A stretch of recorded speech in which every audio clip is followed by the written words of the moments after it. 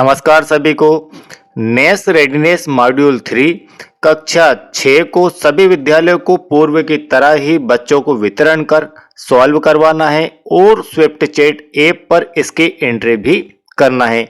साथियों, यदि आपके स्कूल का चयन नेस 2024 के लिए हुआ है तो यह मॉड्यूल का सॉल्यूशन आपके लिए बहुत ही इम्पोर्टेंट हो जाता है। प्रश्न क्रमांक 1 से लेकर 5 तक के लिए आपको यह अनुच्छेद पढ़ना होगा। बड़े ही ध्यान से पहले इस अनुच्छेद को पढ़ लीजिए, इसके बाद में आप क्वेश्चनों के आंसर दे पाएंगे। तो मैं सीधे सीधे ही आपको क्वेश्चनों के आंसर दिखा देता हूं। यहां पर क्वेश्चन नंबर 1 है, भोपाल के विशाल तालाब का निर्माण किसने करवाया था? तो इसका सही आंसर आ जाएगा ए वाला। प्रश्न क्रमांक 2 है आपका, ताल में ताल भोपाल का ताल बाकी सब तलैया कथन क्या है? यह कथन एक मुहावरा है, एक कहावत है, एक सूक्ति है या फिर एक श्लोक है? तो ऑप्शन बी यहां पर इसका राइट हो जाएगा। प्रश्न क्रमांक 3 है, होशंग शाह ने भोपाल के विशाल तालाब को क्यों तोड़वाया था? कृषि संबंधी कारणों से, पर्यावरणीय कारणों से, सामरिक कारणों से या फिर सामाजिक कारणों से? इसका सही उत्तर आपका सी वाला आ जाएगा। इस भोपाल के विशाल तालाब को तोड़वाने का कारण सामरिक कारण था। प्रश्न क्रमांक 4 है, भोजताल के आगर क्षेत्र में किस फसल की उम्दा किस्म पैदा होती है? धान की, चने की, सोयाबीन की या फिर गेहूं की? तो अनुच्छेद में दिया गया है गेहूं की उम्दा फसल वहां पर पैदा होती है। इसके बाद प्रश्न क्रमांक 5, उम्दा का समानार्थी शब्द क्या है? तो उम्दा का समानार्थी शब्द जो है उत्तम होता है, उत्तम को ही हम उम्दा कहते हैं। इसके बाद प्रश्न क्रमांक 6 से 10 के लिए आपको यहाँ पर एक पोस्टर दिया गया है, उसमें कुछ निर्देश भी दिए गए हैं। इन सभी को समझने के बाद, पढ़ने के बाद आपको दिए गए प्रश्नों के उत्तर देना है। तो यहाँ पर प्रश्न क्रमांक 6 है, संगीत विद्यालय का नया सत्र कब से प्रारंभ हो रहा है? तो संगीत विद्यालय का जो नया सत्र है इस पोस्टर के अंदर दिया गया है 1/7/2024 से स्टार्ट हो रहा है। आपको दी गई तारीख का फॉर्मेट याद रखना है। यहाँ पर 1/7/2024, यहाँ पर 7/1/2024, तो कंफ्यूज नहीं होना चाहिए ऐसे क्वेश्चन में। अब चलिए इसके बाद प्रश्न क्रमांक 7, विज्ञापन में बताए गए विद्यालय में क्या सिखाया जाएगा? तो इस विज्ञापन में यहाँ पर आपको वाद्य यंत्र दिखाई दे रहे हैं और ये सारे वाद्य यंत्र जो है आपके संगीत के हैं, इसलिए इसका सही आंसर आ जाएगा बी वाला संगीत। प्रश्न क्रमांक 8, विद्यालय दिन में कितनी बार संचालित होता है या होगा? इस पोस्टर में दिया गया है कि विद्यालय दिन में 2 बार संचालित होगा। यहाँ पर समय भी दिया गया है दोनों बार का, सुबह 7 से लेकर 10 और यहाँ 5 से लेकर 8 बजे तक का यह समय है। अब इसके बाद प्रश्न क्रमांक 9, मेरा संगीत विद्यालय कहाँ स्थित है? तो मेरा संगीत विद्यालय, इसका एड्रेस भी दिया गया है पोस्टर में, पार्क के सामने स्थित है। प्रश्न क्रमांक 10, विज्ञापन में प्रदर्शित वाद्य यंत्रों में जोड़ी वाले वाद्य यंत्र का नाम क्या है? तो जोड़ी वाला जो वाद्य यंत्र यहाँ पर दिखाया गया है वह दिखाया गया है तबला। इस प्रकार आपके क्वेश्चन 10 कंप्लीट होते हैं। अब 11वें से लेकर 15वें क्वेश्चन तक आपको यह वाला अनुच्छेद पढ़ना है ध्यान से। इसके बाद में आपको इनके आंसर देना है। तो यहाँ पर वीडियो को रोककर आप इसे पढ़ सकते हैं। चलिए इस पर आधारित क्वेश्चन देखते हैं। प्रश्न क्रमांक 11, चींटी कहाँ गिर गई थी? तो चींटी कहाँ गिर गई थी इस अनुच्छेद में दिया गया है, वह तालाब में गिरी थी। प्रश्न क्रमांक 12, चींटी की मदद किसने की? तो चींटी की जो मदद है वह कबूतर ने की थी।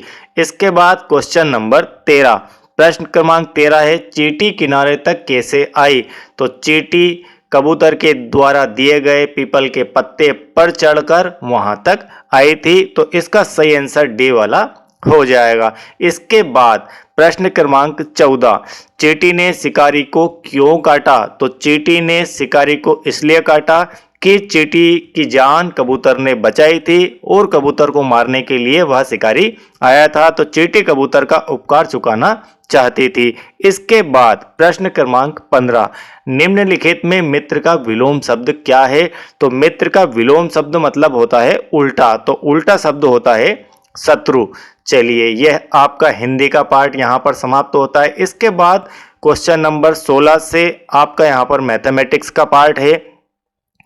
पैटर्न का अगला पद होगा। इस पैटर्न का अगला पद क्या होगा? तो यहाँ ए जेड, ठीक है, ये दोनों पहला और लास्ट वर्ड हैं, आपके पहले और लास्ट लेटर हैं, और यहाँ पर इसके बाद उसके ए के बाद वाला तो उसको डबल कर दिया गया, इधर से जेड के पहले वाला उसे डबल कर दिया गया, इधर ए के बाद तीसरा लेटर आपका यहाँ पर सी आता है, इसे 3 बार, एक से को इधर 3 बार, तो इस प्रकार एक इधर से और एक इस तरफ से स्टार्ट हो रहा है ए टू जेड में। तो नेक्स्ट क्या आएगा? यहाँ पर आएगा डी आपका 4 बार। तो इस प्रकार से बी ऑप्शन इसका राइट हो जाएगा।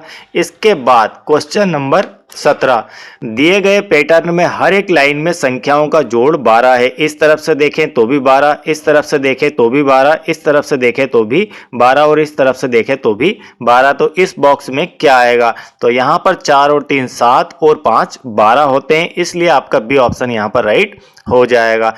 प्रश्न क्रमांक 18, सरिता ने अपनी कक्षा के बच्चों की मनपसंद फलों की जानकारी को निम्नानुसार एकत्रित किया है। तो यहाँ पर मनपसंद फल दिए गए हैं, उनमें बच्चों की यहाँ संख्या दी गई है और उनको इन संख्याओं को टेली चिन्हों के माध्यम से यहाँ पर दर्शाया गया है। तो आप देख सकते हैं यहाँ पर 12 है, तो 12 के लिए टेली चिन्ह ये दिए गए हैं। तो यहाँ पर यह टेली चिन्ह नहीं आएगा, इसे आप हटा दीजिए, ठीक है, यह वाला पार्ट हटा दीजिए, तब जाकर ये 12 हो पाएंगे। तो यहाँ पर सेब की संख्या दी गई है 13, इसका टेली चिन्ह क्या आएगा आपको यह बताना है। तो एक जो टेली चिन्ह है आपका यह वाला, 1 लाइन, 2 लाइन, 3 लाइन, 4 लाइन और एक 5 लाइन, तो इस प्रकार से आप इसे काउंट करेंगे और इस प्रकार का क्वेश्चन आपके एग्जाम में भी आएगा। तो यह हो जाएगा आपकी 5 लाइन का इक्वल टू 5। देन आप 13 गिनना चाहते हैं तो 5 इस प्रकार के, 5 एक और इसके बाद 3 और, तो यहाँ पर सी ऑप्शन वाला आपका राइट हो जाएगा। ये आपका 13 का यहाँ पर फिल हो जाएगा, सी वाला। चलिए, इसके बाद प्रश्न क्रमांक 19। प्रश्न क्रमांक 19 है, यदि आप पूर्व दिशा की तरफ देखते हुए खड़े हैं और अपने बाएं तरफ 90 डिग्री मुड़ जाते हैं तो अब आप किस दिशा की तरफ देख रहे हैं? इस प्रश्न को सॉल्व करने के लिए आपको दिशाओं का ज्ञान होना चाहिए। ये आपकी ईस्ट है, ये आपकी वेस्ट है, ये आपकी नॉर्थ है और ये आपकी साउथ है। अब आप क्वेश्चन के अनुसार चलिए कि पूर्व दिशा की तरफ खड़े हुए हैं मुंह करके, तो ठीक है, आप इस डायरेक्शन में देख रहे हैं। यदि आप बाएं तरफ 90 डिग्री मुड़ जाते हैं, बायां किधर होता है और दायां किधर होता है, तो कोई भी व्यक्ति है, मान लीजिए आप है और ब्लैक बोर्ड की तरफ देख रहे हैं, देन आपका जो है ये राइट हैंड होगा, ये आपका लेफ्ट हैंड होगा और आपके राइट हैंड को आप बोलते हैं दायां हाथ और इसके उल्टे लेफ्ट हैंड को बोलते हैं बायां हाथ। तो बाएं हाथ की तरफ मतलब इस तरफ आप 90 डिग्री और मुड़ जाएंगे तो आपका जो डायरेक्शन होगा नेक्स्ट वह होगा नॉर्थ की ओर। नॉर्थ की ओर इसका अर्थ है कि आप उत्तर की ओर देखेंगे। तो ऑप्शन ए आपका यहाँ पर राइट हो जाएगा। इसके बाद प्रश्न क्रमांक 20, मुंबई का तापमान सुबह 10 बजे 27.5 डिग्री सेल्सियस था। यदि तापमान में 4 डिग्री सेल्सियस प्रति घंटे के हिसाब से बढ़त होती है तो दोपहर 2 बजे तापमान क्या होगा? तो आपको यहाँ पर पहला टाइम नोट करना है 10 का, दूसरा टाइम क्या है 2 बजे का। इन दोनों में गैप कितना है? इन दोनों में जो गैप है वो 4 आवर का गैप है, 4 घंटों का गैप है। 1 घंटे में 4 डिग्री सेल्सियस तापमान इंक्रीज हो रहा है, इसका अर्थ है कि 4 घंटे में वह कितना होगा? तो 1 घंटे में 4 डिग्री, तो 4 घंटे में हो जाएगा 16 डिग्री सेल्सियस इंक्रीज। पहले कितना था? पहले था वह 27.5 डिग्री, तो 27.5 में आप ऐड कर देंगे 16 को, ठीक है, इसे ऐड किया यहाँ पर 5 और यहाँ 6 और 6 12 और 1 13 हो गए आपके, 2 और 3 और 1 4, तो 43.5 डिग्री सेल्सियस इसका सही आंसर आ जाएगा जो कि बी में दिया गया है। इसके बाद प्रश्न क्रमांक 21, यदि एक यहाँ पर बॉक्स दिया गया है, यह बॉक्स है, इसकी जो वैल्यू है 50 मीटर है, तो दिया गया चित्र का छायांकित भाग कितनी दूरी दर्शा रहा है, आपको यह बताना है। तो छायांकित भाग आपका यहाँ से यहाँ तक है, लेकिन इसमें बॉक्स की संख्या नहीं दिखाई दे रही है। तो आप यदि इसमें बॉक्स की संख्या देख पाए तो उससे कैलकुलेट कर सकते हैं। मैं आपको मोटे तौर पर यहाँ पर दिखा देता हूँ। बॉक्स की संख्या यहाँ पर मिलेगी आपको 7। इस प्रकार के जो बॉक्स है वो 7 बॉक्स इसके अंदर आपको दिखाई देंगे। 1 2 3 4 5 और इस प्रकार से छोटा मोटा करके ये 6 और 7, तो 7 बॉक्स दिखाई देंगे। तो 7 बॉक्स के लिए कितना डिस्टेंस हो गया, एक बॉक्स का जो है 50 मीटर है, तो 7 बॉक्स के लिए 7 गुणित 50, तो ये हो गया आपका 350 मीटर। अब यहाँ पर उत्तर मीटर में नहीं दिए गए हैं, सारे के सारे उत्तर आपके किलोमीटर में दिए गए हैं। आप जानते हैं कि 1 किलोमीटर बराबर होता है 1000 मीटर।